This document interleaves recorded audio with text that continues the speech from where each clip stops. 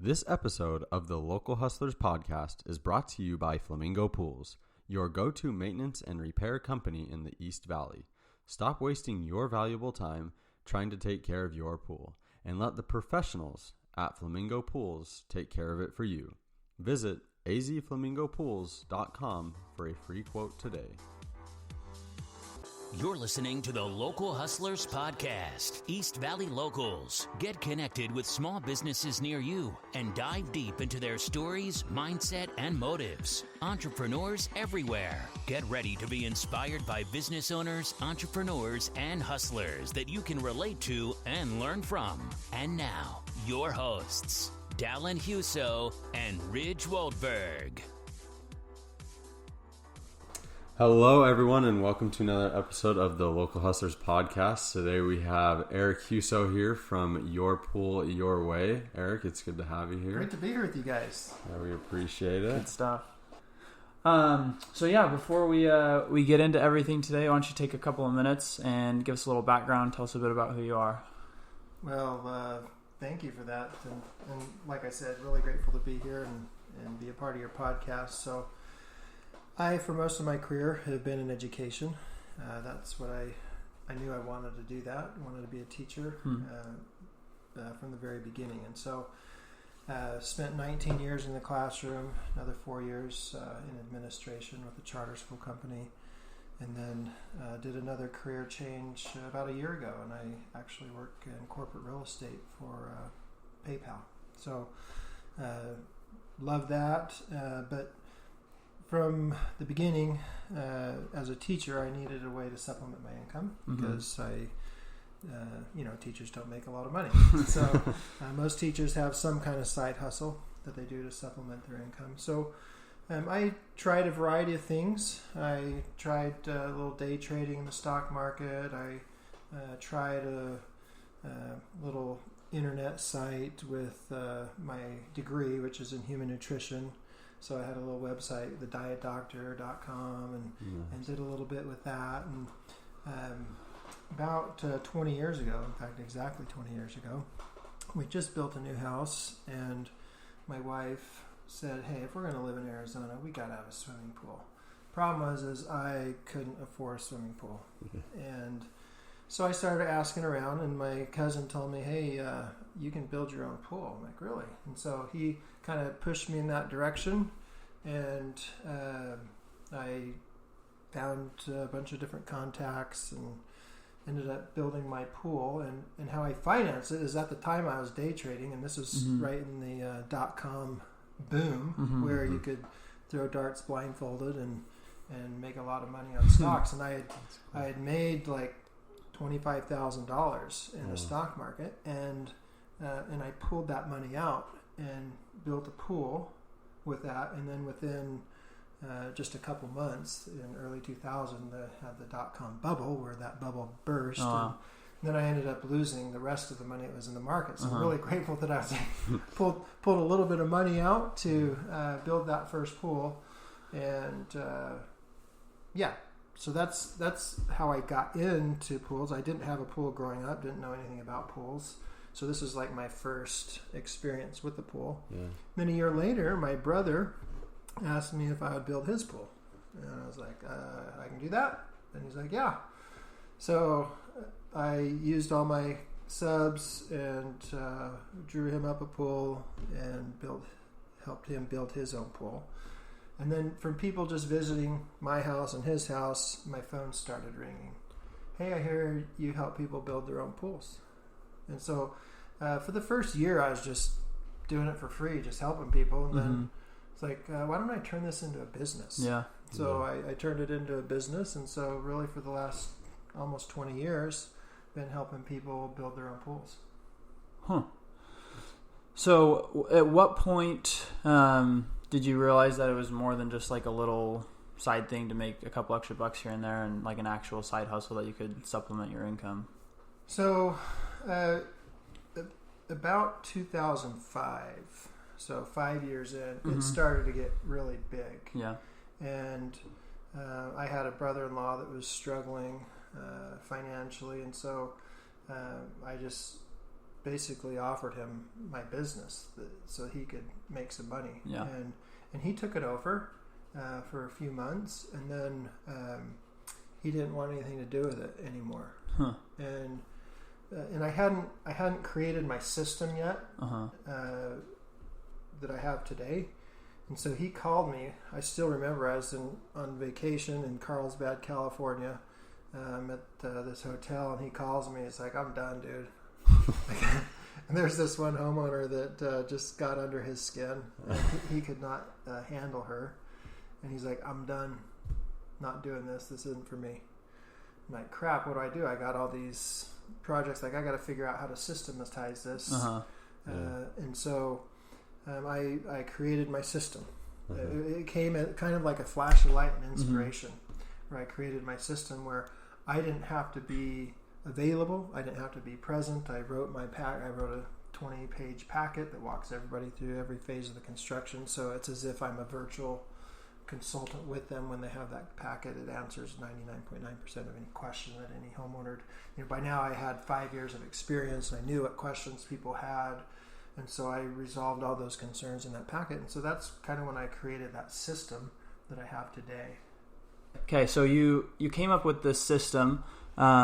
Did you take any classes in college, any sort of like business classes that helped you come up with this? Or did you have any role models that helped you create a system? Or were you able to just come up with it on your own? I just kind of came up with it on my own. Like, I didn't have any business classes in college. I didn't have any, as a teacher, so I didn't have experience in the business world, but like I kind of have it in my DNA. Like, my uncles are entrepreneurs. My dad had his own business. My grandpas were both entrepreneurs. So you grew up around entrepreneurship, yeah, owning a business. Yeah, like everyone in my family pretty much is either a teacher or an entrepreneur. Like, those are the two career paths for like my extended family, it seems. And I took the teacher, but I had that entrepreneur in my blood. Like, I couldn't just do one thing. Like, I wouldn't have been happy if I would have just been a teacher. Like, I have to have that variety. And so, that kind of fed both passions, being able to have the business on the side and be a teacher. Do you think making that system helped when more people came to you? It helped, like, the workload be easier for you so that you could have a lot of people coming to you, and you could also have your main teaching job during the day? Yeah, and definitely. So, and that was the critical piece, right? So, like, when it's in the middle of 6th hour and I'm teaching, I can't answer my phone. Yeah, like that. But that's really, that system is what kind of created the quality of my subcontractor list. Okay? So with my subcontractors, there's just a couple things that really matter to me. Construction is known for not being dependable. Like, they don't show up when they say they're going to show up. If you've ever done a remodel or done a project, they don't show up when they say they're going to show up, and they don't even let you know. Like, you're waiting for 3 hours and then they never show up, and then you call and they don't answer, and you call and they don't answer, and then they might call the next day and say, hey, we're coming now. Or they might not, and they might just show up the next day, or they might show up in 3 days. Like, that's not uncommon in the construction world, and I couldn't have that. Like, I can't have somebody not showing up when they say they're going to show up, because then I've got a homeowner that's like, hey, what's going on, and I can't be involved in that. So my subcontractors have to be dependable. Like, they have to have integrity. They have to, when they give their word, they got to keep their word. So that's kind of the number one characteristic of my subs, is they are dependable, they have integrity, they keep their word, and they take care of the customer. Like, they have a great service aspect to their business. A lot of my subs are, the owner is oftentimes on site. That provides another element of quality. And and if they make a mistake, they own it. They don't blame somebody else. That's another thing in the industry, is it's always somebody else's fault, that victim mentality. And I can't tolerate that. So we've had to eliminate subs over the years that had that victim mentality. And so my subs own it. So if there's a problem, like, they don't blame the other subs, they go and they fix it and take care of it. What was your best way in finding good subs? Asking other subs. Yeah. So, I ask my electrician, hey, who do you know that's a great excavator? So when you find a great sub, they're connected. Like, they're on the same jobs all day, every day, with different subs, and they know who does a great job. So, like, one of my excavators, he's known because he paints a smiley face on the wall of the pool after he excavates. And I was just actually on the phone with a Shotgate guy just a couple days ago, and he had a question for me, and I'm like, well, who dug that pool? He's like, oh, Brandon did. He's got that smiley face on the wall, and he did a great job, So, that's cool. Yeah. That's cool. Has that ever caused, because it sounds like there's so many things that could go wrong and probably have gone wrong with certain subs in the past, has that caused a lot of stress for you in trying to run this? Honestly, not over the 20 years, knock on wood, like, not a lot has gone wrong, right?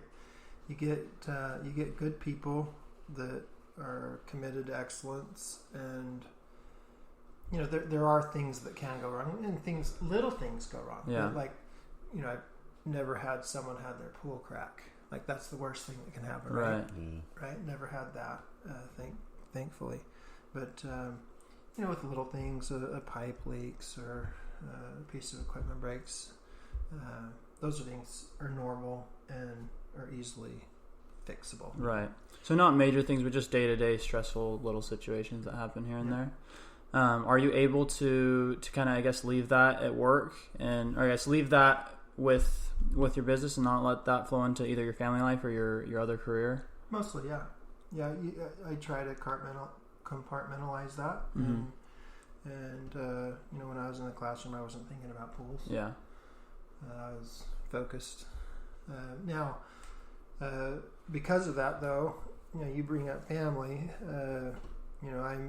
When do I do pool work? I do it on nights and weekends. So instead of watching TV with my family, I'm in the other room drawing up a pool, right?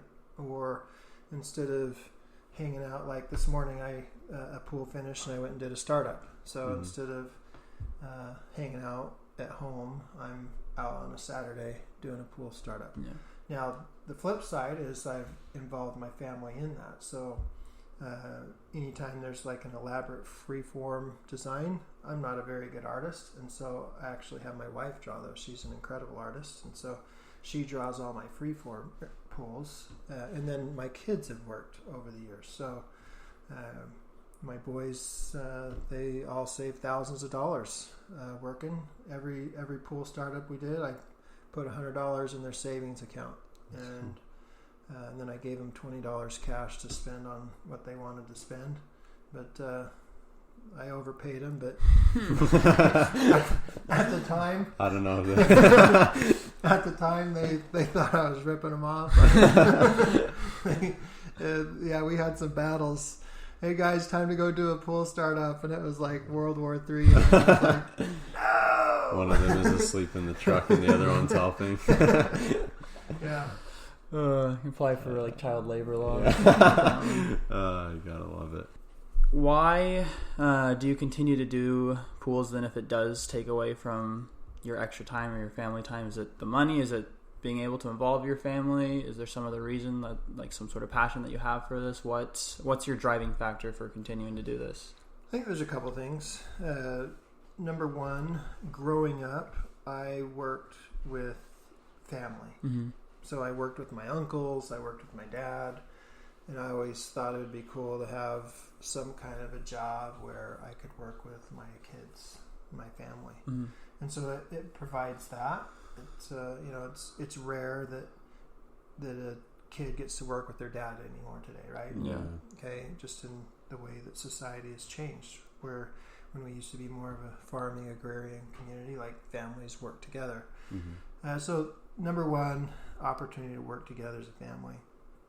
Number two, it just drives my passion for variety. Like, I like having my own business. I like having that. I don't know. Just like I said earlier, it's changes up your week a little bit. Yeah, just a little variety. It's in my DNA. And then third, I don't know anybody who says they have all the money they want and doesn't want my money. I always tease my wife, it's no different today than it was 20 years ago. Yeah. Your account's still down to zero right before payday. It doesn't matter how much more money I make, every dollar gets spent. So there's always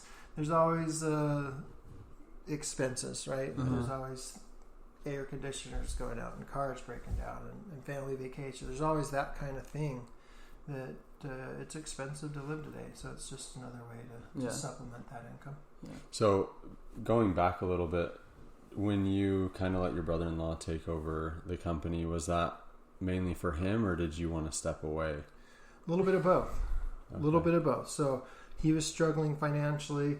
I was starting to get overwhelmed, like it was too much. Mm-hmm. Like I couldn't, my phone was ringing too much. I couldn't handle all the people that needed help. And so it was like win-win, like, okay, let me hand this over to you. I didn't want to leave teaching at the time. I didn't want to do pools full time. Yeah. There was just a 3 or 4 month period where I did do it full time, in between my career change, leaving the classroom before I hopped onto administration of that charter school. And I wasn't happy when I was doing that full time. Why do you think that is? I don't know. I don't know if it was just because it was the summertime. 112 degrees and being outside for those 3 months. Yeah. But looking back, I was happy to get back into education at that time. And so do you feel that same way now? Like, do you feel like you would never jump into this full time? Do you enjoy it more as sort of a side hustle? Yeah, I love what I'm doing right now. It's a really cool, I'm with a great company. It's great opportunities, learning a ton, making a difference, learning new talents, using existing skill sets, etc. And then this is just fun on the side. Have the things you've learned in your jobs benefited this business at all, or vice versa? Oh yeah. I think in terms of my ability to connect, one of the challenges one of the complaints that people have about educators is they feel like they're maybe a little out of touch with reality, whether that's a professor at a university or a teacher that's been in the classroom for 30 years. Like they don't, quote unquote, understand what the real world is. I think it helped me maintain that connection to that real world, if you will. Kept me grounded a lot, and so definitely served me when I was a teacher. Right. And then just being aware, just having an entrepreneurial mindset. So I was a principal. I ran a school. So I had the mind of a businessman. So I wasn't, I was frugal. I was, I'd mitigate risk. All those things that you do in a business aren't necessarily educational skill sets. And so all that skill and experience that I had with my business certainly helped me when I opened and ran the charter school. That's cool. Have you ever done any sort of marketing to grow Your Pool Your Way? No, it's all word of mouth. So, I have a website. Probably should update it. Probably should update it before this podcast goes out, right? Because it hasn't been updated for 5 years. But it's basically just a landing page, right? Yeah. People call me all the time. Hey, you built a pool for my buddy. Hey, you built a pool for my neighbor. Hey, so-and-so said you helped them out a couple years ago and they loved it. And that's, 99... I get a few people that randomly search me and call me. But the vast majority are repeat customers of, hey, you helped. Will you help me? Yeah. Why do you think people refer you so often? Well, the only way they will is if they have a positive experience. Like that's the only way to get a referral in any business is to have if you're in the restaurant business, you're going out of business without referrals. Like people don't just, there's a restaurant, we'll stop in there. Yeah. You drive by a restaurant, you're like, I wonder if that's good. And when your friend says, hey, I ate there and it was amazing, like that's where you're going next weekend, right? So referrals is what keeps the business alive. And the only way to keep the business alive is to serve a need, to provide a great service, whether that's food in a restaurant or this way, where I help people save a bunch of money, where they build their own pool. Do you think it's more to do with just the fact that, hey, they saved a lot of money building their pool, or do you feel like you provide a certain level of customer service that, on top of saving money, makes them want to spread your name and get you more business? I think there's two things. I think number one, obviously they save money, and everybody likes to save money. But number two, human beings, we love to create. Like we're created to create, right? Yeah. We're creators, and building your own pool gives you the opportunity to create. Like you get to be a part of that whole creation process, and that generates a level of enthusiasm, excitement, and appreciation. Like the startup that I just finished today, they were so proud of their pool. Like they just ranted and raved about the whole experience, loved it. But they were just so proud of their pool. They felt like they built that pool. Yeah. Right? Yeah. And that just gave them a level of satisfaction. And their referral from their neighbor across the street that I built their pool 7 years ago. Oh, that's right. Cool. So he's like, hey, Tony said that you did a great job and we're ready to build our pool finally. Yeah. 7 years later. But yeah, they're just so excited about being able to create. And they weren't, they saved probably $10,000 on their pool, and when they told me that, there was a reduced level of excitement. They were like, we saved this, but the real excitement in their voice was from their participation in that project. So it's an experience as well. Anyway. Yeah. So tell us a bit about like what you guys offer, because obviously people get to create their own thing, but is there also an area where they can just leave it up to you and you kind of do all the work? Yeah. So when somebody calls me, I'll kind of pick their brain for where they're at in the process. Do they know exactly what they want? Because some people are like, this is exactly what I want. Boom. Or some people are like, yeah, we're not quite sure. We'd love to have your ideas. And so that starts us down the road. So I get really clear with them on what their budget is, because I have a flat fee. So I don't care if they're building a $30,000 pool or $100,000 pool. My fee is a flat fee. So my job is to build a pool that fits their budget, that fits their yard, that fits their family dynamic, what they're wanting to create with that. So we get really clear on what they want to spend, kind of what features they want, and then I design their pool for them, provide the engineering, the permit application, and then those plans go off to the subcontractors. The subcontractors send them bids. And at that point, they make contracts with the subcontractors. And I only recommend licensed subcontractors. So all those subs have, by law, they have warranty, minimum 2 years for their labor. So they're still protected, just as if they used any other pool company to build their pool. And then I act as their consultant. So if they have a question, they can call me. But 99% of all the questions are answered in that packet that I give them that walks them through every phase of that construction. That's cool. And then do the contractors reach out to you a lot, or are they just mainly talking with the customer? They're just mainly talking with the customer. Yeah.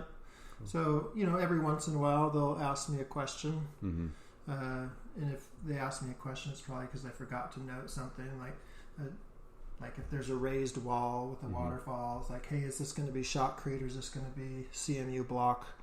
Oh, I forgot to put that on. It'll be CMU block. So if I forget to put a clarification on the plan, they might call me. But most of the time they're dealing directly with the homeowner. That's cool. Is there something specific about pools why you've continued along with this side hustle, or is it just because it's been so successful as a side hustle that you've kept going with it? I think it's just been successful. I'm not really like a huge pool guy in terms of I wasn't a competitive swimmer or anything. Right. And I have a nice farmer's tan. Arms are dark, and the rest of my body's pasty white, right? So it's not like I'm out by the pool. I just enjoy, I've created a system that works for me, and I enjoy it, and it's successful, and it's kind of in a groove. So nothing really special about the pool industry, other than that, I've always had nice pools because of it. That's been a nice thing. Where it's been a blessing to my family and our neighbors and our kids' friends. It's been a great place to gather.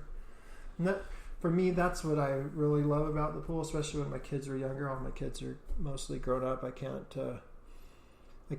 throw them like I used to, but just the touch points, the connections that you have when you're in the pool with your family. That's what I enjoy the most. When I look back on the benefit of having a pool. Mm-hmm. Is that another reason why you like it for other families too? Because it's a way for them to connect. Yeah, get together. That's good.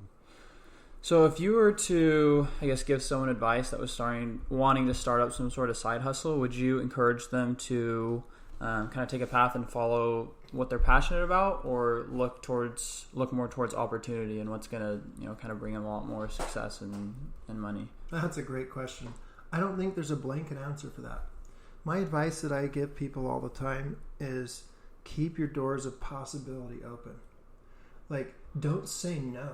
Mm-hmm. Like, I could have said no to being a pool guy. I didn't know anything about pools. I didn't have a pool growing up. Yeah. I didn't love swimming. I didn't know anything about the industry. Mm-hmm. Like it literally is kind of serendipitous how it fell in my lap. And if I would have been, I'm not a pool person, like it would have closed this incredible opportunity that I have right now. Yeah. So the advice that I give people is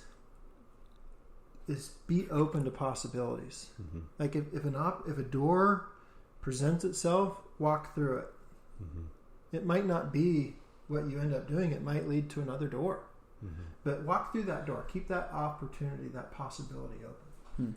When somebody is thinking about starting a business, what's good advice that you think you could offer them when they're like, maybe they don't have a door that's wide open. Maybe they're just like, I really want to start something, but I have no clue what to do. What's things that they should look for in themselves and in the community that they should touch on to get to that point?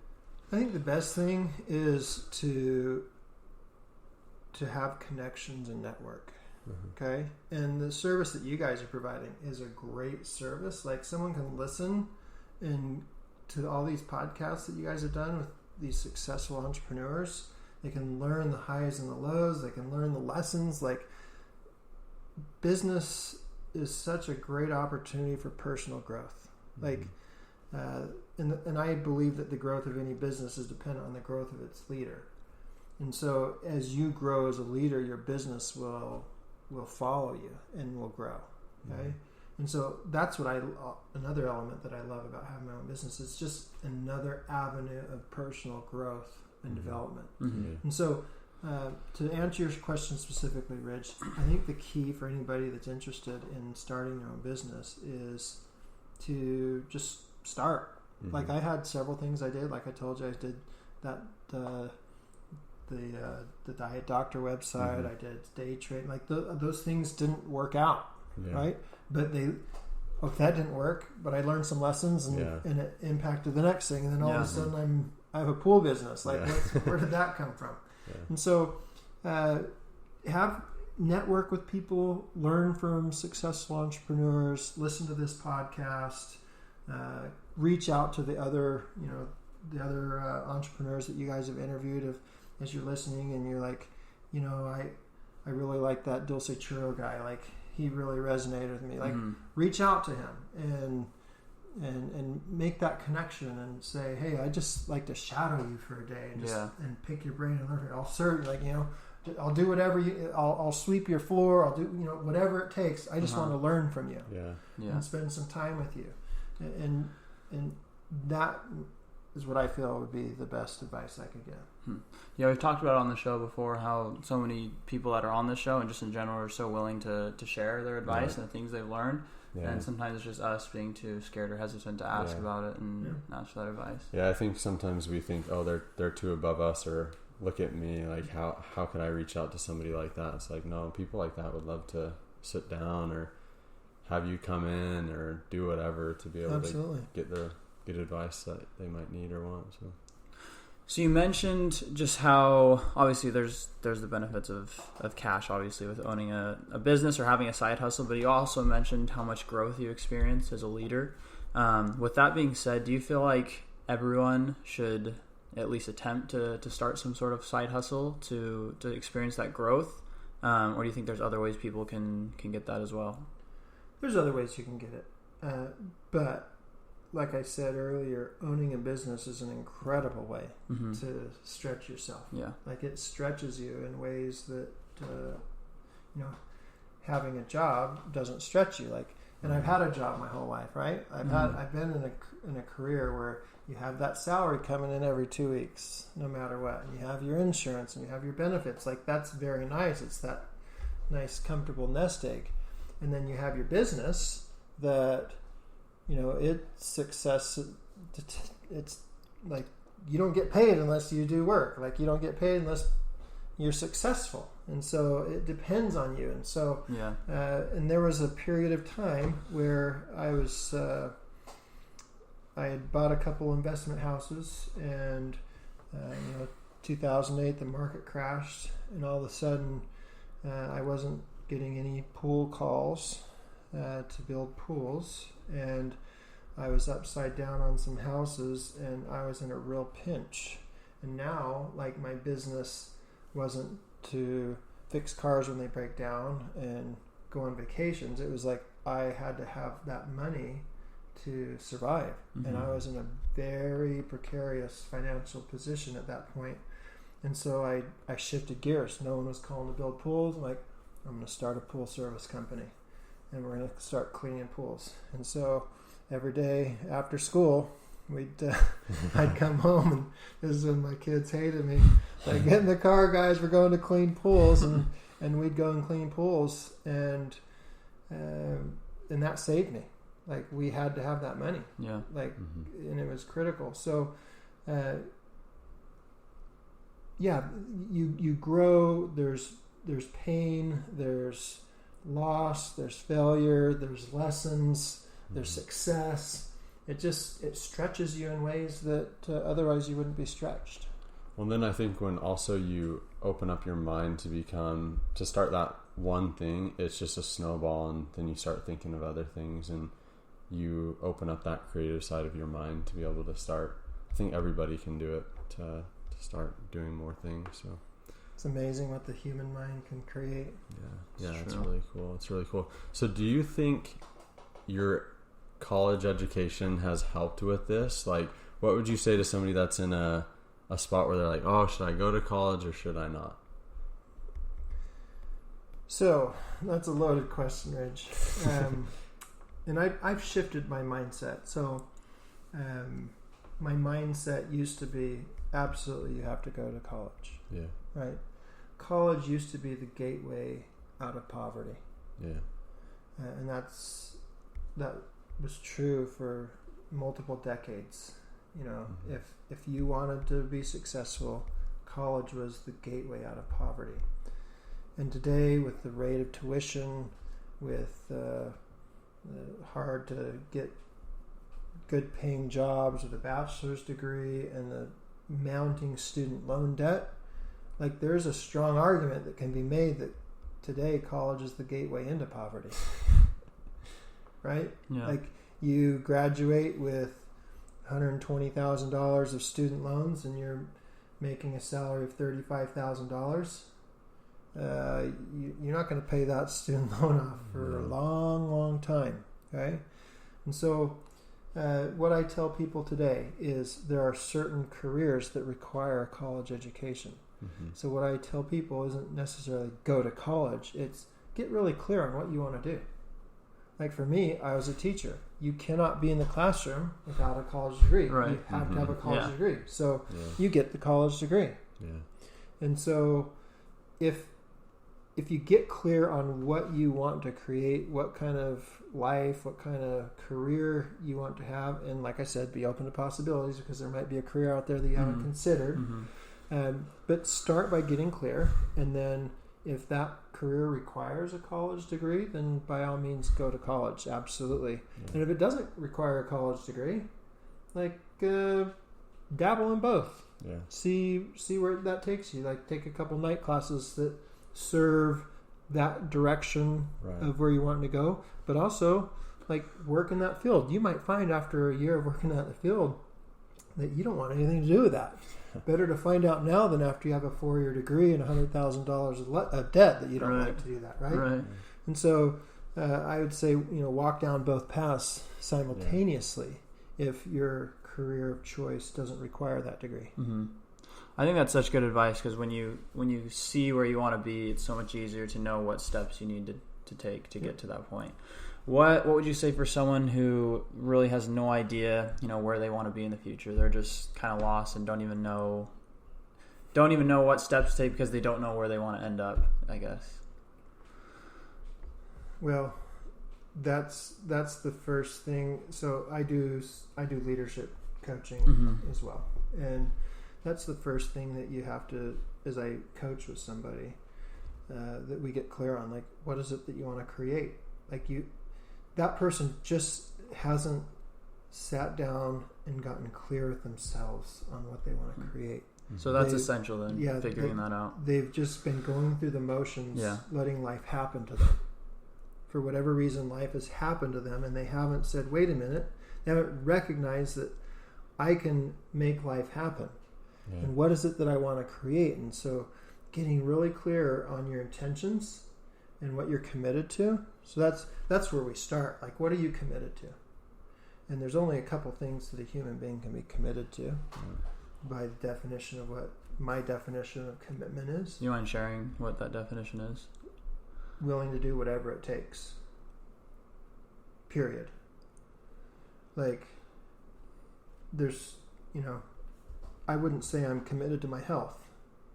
Because if I was committed to my health, I wouldn't have had that bowl of ice cream on Cinco de Mayo. I bought that churro ice cream on Cinco de Mayo. Sometimes I'm more committed to eating food that's yummy than my health. So I'm not committed. Like, I have a desire to have good health.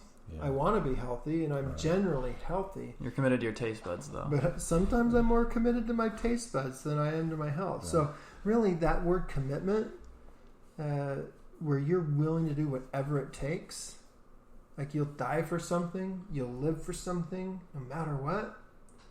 There's only one or two things in life that you're really committed to. So you get clear on that. Once you're clear on what you're committed to, now, what do you want to create with that? What will serve that? What are our intentions? You get really clear on what your intentions are. Now that starts to open up that creative mind, okay, where inspiration starts to come.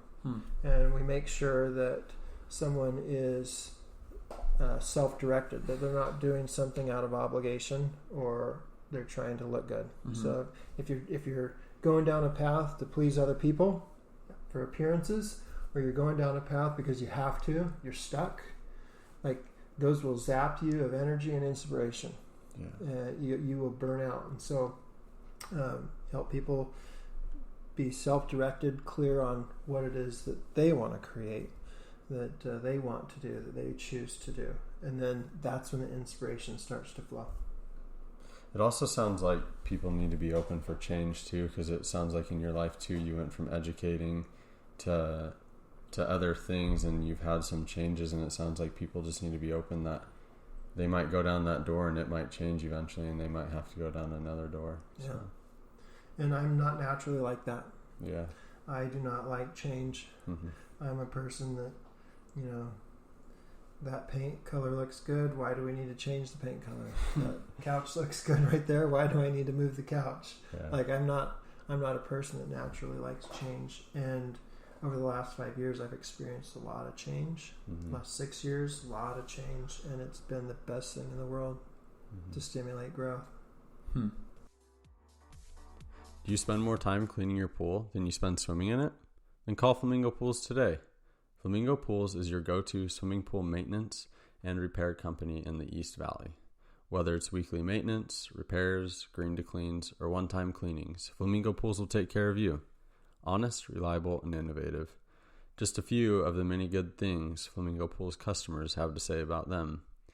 Ask them about their mineral treatment, which will keep your chemical levels down, allowing you to have a healthier bathing experience. At Flamingo Pools, they know that your pool was made to be enjoyed, so let them handle the rest. Check them out at azflamingopools.com or give them a call at 480-422-6013.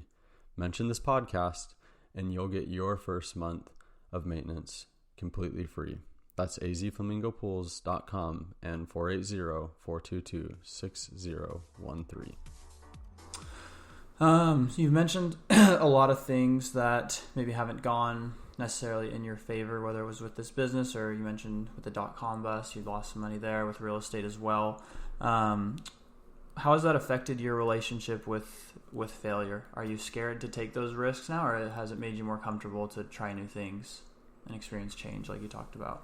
Another great question. A little bit of both, a little bit of yes and no, right? So I've never missed a meal. I've never missed a meal in my entire life. And so most of us, when we're faced with uncertainty, if those thoughts of fear come in, like we imagine worst case scenarios and we catastrophize, and that's the worst place to go. Like that will kill all creativity. Yeah. And so I personally have felt some of those things, right? But in the end, those things will destroy creativity, like I said, and don't serve us. And so the best thing to do in those situations is to get back into intentionality. Like, okay, what's one thing that I can do today? And if you get into that mode of, okay, here's my goals, here's my dreams, here's what I want to create, what's one thing I can do today? One step, 1 millimeter to progress towards that. That eliminates that fear, that eliminates that regret, and gets you out of that ditch. Have you had any mentors along the way that have helped you like change your mindset with things and have helped you grow like healthy habits? I have. I've had lots of incredible mentors. And I've had a lot of growth. Most of my, I was blessed with an incredible father who's a super hard worker and had some success and lots of failures in business. My dad, he had some things just not go right, and a few things go really well. And so I got to see firsthand success and failure. I have some incredible uncles that really inspired me growing up. I had a friend that is just an amazing mentor that, still to this day, actually having lunch with him on Monday. Every 6 months or 12 months, I'll just say, hey, I'd love to get together, and I'll ask him for 30 minutes and have lunch together, and normally he'll ends up giving me a couple hours, and I'm just like a sponge, just taking mental notes of everything he says. Just so wise, and just an incredible mentor. 5 years ago, I hired a coach that really helped me. That having a coach is so critical for someone in the business world. We recognize the benefits of a coach in the athletic world. Yeah. Right? Every professional athlete has a personal trainer. Lots of them have, personal chef. Lots of them have, somebody that helps them in this and that, in addition to their head coach, on whatever team they have. We understand the value of coaching in athletics, and we're starting to understand the value of coaching in world, right? So in the business world and in life, and so getting a coach can really help you see things that you're blind to. We all have blind spots, and a coach can kind of open up. Oh, I wasn't aware of that, and so hiring a coach was super beneficial for me. I did that 5 years ago, and we still have a great working relationship as well. That I rely on him still today. So yeah. So you have that, and you mentioned that you do a bit of coaching as well, right? Do you want to, I guess, take a couple of minutes to tell us how you kind of got into that and what you do with that currently? So yeah, I hired my coach and really had a deeper understanding of what leadership is through my experience with him, and that's that experience of coaching and expanding my understanding of human development opened up the opportunity that I had to open up a school. Yeah, and that school was super successful, and after 1 year we had a waiting list in every grade, and people were attracted to that leadership model. So and I've always, it's the teacher in me. I love to help people. I love to lead people better than I find them. And so a year and a half ago I got certified in another coaching kind of technique called the Habit Finder. And so I'm a certified coach with the Augmandino Institute with the Habit Finder, and it's an incredible tool. It's free. You can actually take this survey at habitfindercoach.com/Erik, E-R-I-K. Take this free thing, and then it gives you results. It measures subconscious thought. And I'm happy to have a conversation with anybody who takes that and wants to go over their results personally. But yeah, it's an incredible tool. And then that just basically it flays open the brain. And you can see things that are going on subconsciously that the person may or may not be aware of, and starts that conversation of growth and change. I really recommend going to that website and taking that. It's a really great tool to help you open up your brain, like Erik said. Do you want to say one more time where they can find that? Yeah, habitfindercoach.com/Erik, E-R-I-K. Okay. Is that an avenue that you're trying to pursue more and get more into the coaching field? I was. And a year ago, like I said, I did this career change. I work for PayPal now. And that's what actually got me the job with PayPal. I did the corporate real estate team was doing a leadership summit with all their global leaders coming in to Scottsdale, and I did the keynote for it, and I did some one-on-ones with the key leaders, and that resulted in a job offer. That's awesome. And so now that was 9 months ago, and since then I've kind of brought the Habit Finder to my team. So now I do every once a week I do group coaching with our organization. So we do, there's 60 people on a group coaching call, and we're doing that. I've done one-on-ones with members of my team. Their new hire orientation, I'm one of their presenters. So it's opened up some cool opportunities to where I get the kind of the joy of coaching wrapped into my normal day job with them. That's awesome.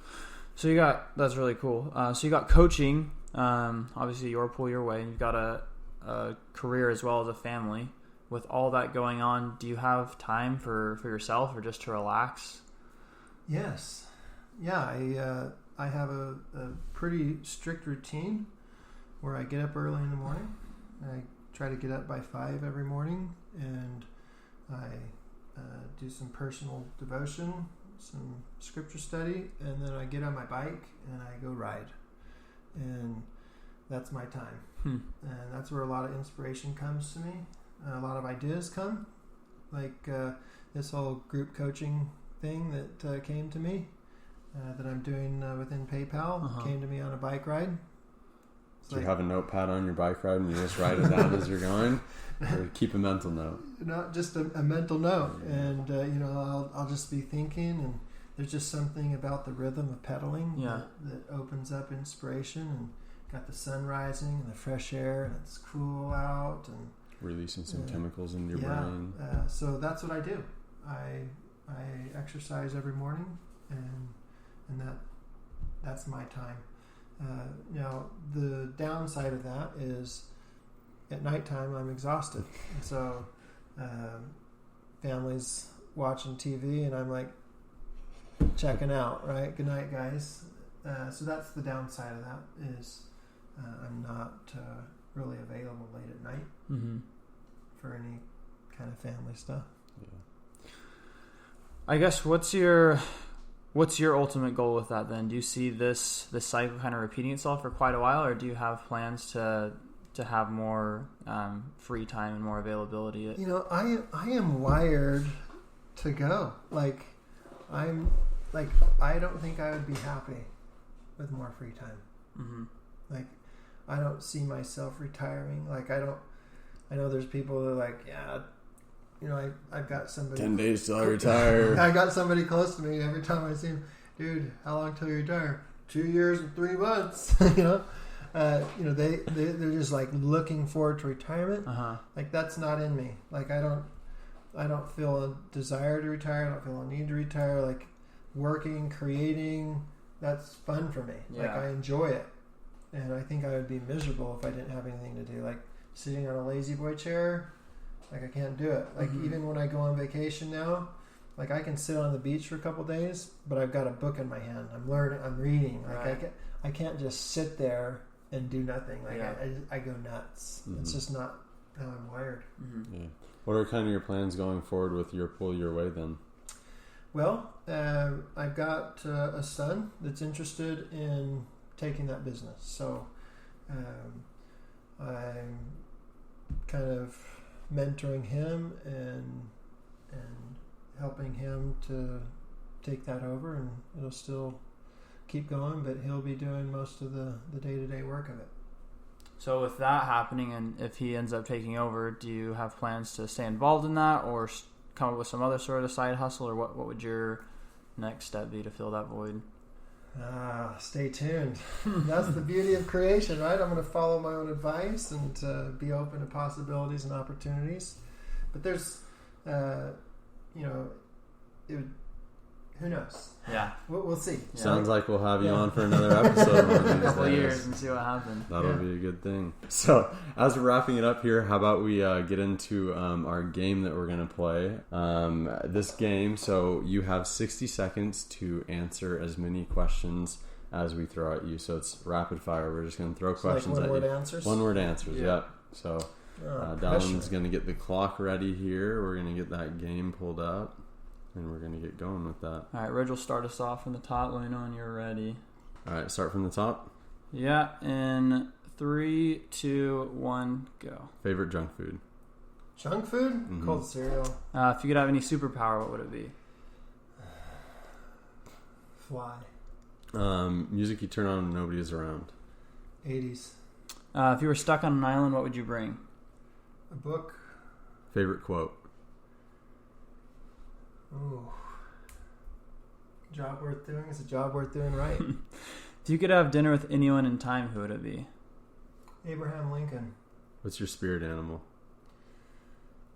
Lion. What's the best business book you've ever read? Oh, man, that's a tough one. There's so many good ones.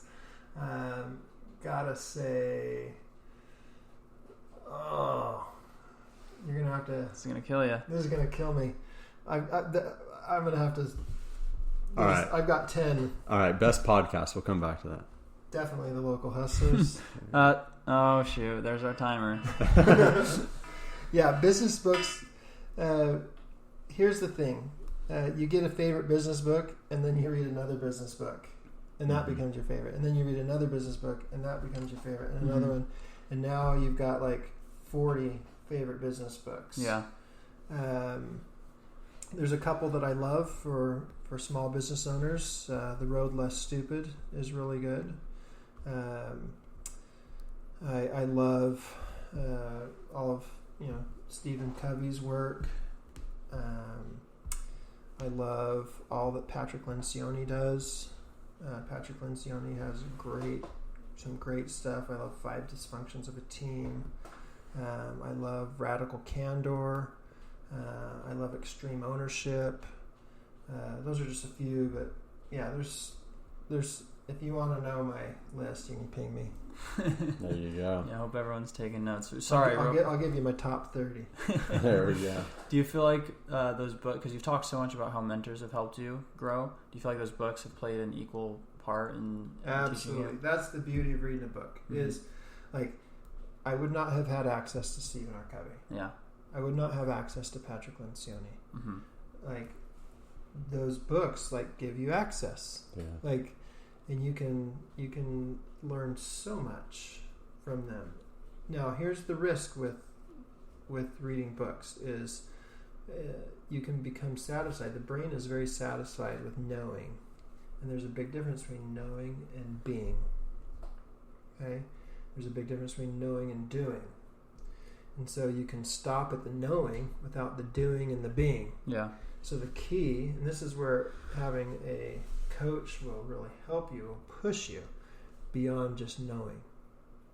Because think about it, if we did everything we knew, if I practiced everything that I have read and learned, I wouldn't be where I am right now. I'd be in a different place. I'd be in a better place. But we get satisfied with knowing. And so that's what I'd say. Lots of people that, you hear people, they read 1 book a week. That's a lot. Yeah. And it's impossible to assimilate all that knowledge into doing and being. Yeah. And so for somebody who'd say they read 1 book a week, I'd say, well, how much of that are you implementing? How much of that is going into practice? So I'd rather you read 1 book a year and you implement all of that. Now, I personally wouldn't read 1 book a year. I like reading about 10 to 20 a year. But to really focus on turning that knowledge into practice. I know we're running short on time here, but I have a question. What would you say, so somebody who might be looking for a coach but might not have the resources, what is the best thing for them to do? Read books, reach out to mentors. Okay. Yeah. Perfect. But coaching's the next level. You can only go so far reading books. Yeah. I can only go so far. Take the athletic analogy. I can watch a bunch of YouTube videos and I can read a bunch of books and I can improve my golf swing. Yeah. But until I hire a coach, I'm going to hit a wall. It's going to give you that edge. Right? Yeah. And so hiring a coach takes you to that next level beyond the books and the mentors. Cool. Awesome. Okay, I'm going to make you make a decision here. So right before we close up, someone wants to get going on starting their own business or some sort of side hustle. What's 1 book they should start off by reading? The 4 Agreements. The 4 Agreements, that's kind of a foundation not only for business but for life. And if you can keep those 4 agreements, you'll save yourself a lot of pain and avoid a lot of frustration and failure. Yeah. Awesome. Really cool. Okay, well, super grateful for the time you've taken out of your day to come and talk with us today. Great to be with you guys. We've definitely learned a lot, and I know our listeners have too, for sure. Yeah, it's been great. Why don't you just tell us real quickly, for anyone listening who maybe has some interest in building a pool, where they can find you and look you up? Yep, you can just go online to yourpoolyourway.com, and there's a page there where you can reach out to me with your contact information, or you can just call me directly on my cell phone, 480-980-5001, and love to help you out if it's something that would serve you. Cool. There you go. Okay. All right. Well, thanks again for coming on today. Yeah, thank you. We'll catch you all next week. Guys. We'll see you. Bye.